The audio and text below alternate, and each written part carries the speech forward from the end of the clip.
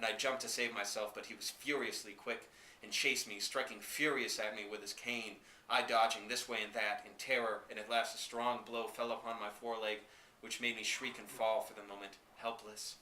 The cane went up for another blow, but never descended, for the nurse's voice rang wildly out, "The nursery's on fire!" And the master rushed away in that direction, and my other bones were saved. The pain was cruel, but no matter. I must not lose any time. He might come back at any moment, so I limped on 3 legs to the other end of the hall, where there was a dark little stairway leading up to a garret where old boxes and such things were kept, as I had heard say, and where people seldom went. I managed to climb up there, and I searched my way through the dark among the piles of things, and hid in the secretest place I could find. It was foolish to be there, yet still I was, so afraid that I held in and hardly even whimpered, though it would have been such a comfort to whimper because that eases the pain, you know. But I could lick my leg, and that did some good. For half an hour, there was a commotion downstairs, and shoutings, and rushing footsteps, and then there was quiet again. Quiet for some minutes, and that was grateful to my spirit, for then my ears began to go down. My fears are worse pains than, oh, much worse. Then came a sound that froze me.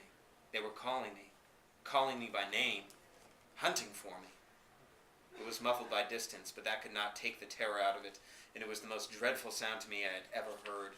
It went all about, everywhere, down there, along the halls, through the rooms in both stories, and in the basement and the cellar, then outside and farther away, then back and all about the house again, and I thought it would never, never stop. But at last it did, hours and hours after the vague twilight of the garret had long ago been blotted out by black darkness. Then, in that blessed stillness, my terrors fell a little, and by little away, and I was at peace and slept. It was a good rest I had, but I woke before twilight had come.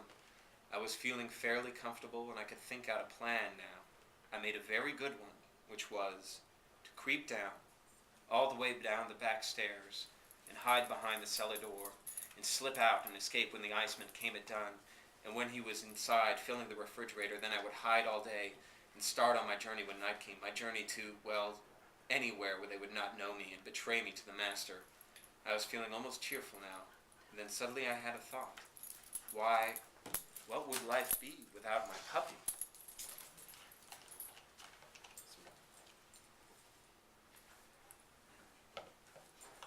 And that was despair. There was no plan for me. I saw that. I must stay where I was, stay and wait and take what might come. It was not my affair. That's what life is. My mother had said it. Then, well, the calling began again, and all my sorrows came back. I said to myself, the master will never forgive. I did not know what I had done to make him so bitter and so unforgiving, yet I judged it was something a dog could not understand, but which was clear to a man and dreadful. They called and called, days and nights it seemed to me, so long that the hunger and the thirst nearly drove me mad, and I recognized that I was getting very weak. When you are this way, you sleep a great deal, and I did. Once I woke in an awful fright. It seemed to me that the calling was right there in the garret, and so it was. It was Sadie's voice, and she was crying.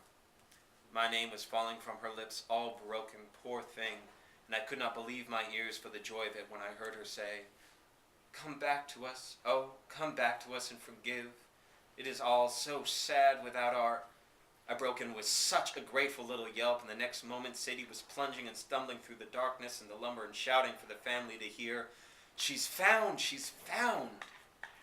The days that followed, well, they were wonderful. The mother and Sadie and the servants, why, they just seemed to worship me. They couldn't seem to make me a bed that was fine enough. As for food, they couldn't be satisfied with anything but game and delicacies that were out of season. And every day the friends and neighbors flocked in to hear about my heroism. That was the name they called it by, and it means agriculture.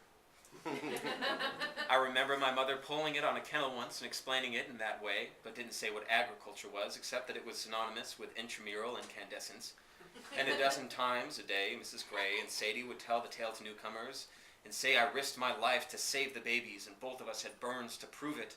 And then the company would pass me around and pet me and exclaim about me, and you could see the pride in the eyes of Sadie and her mother.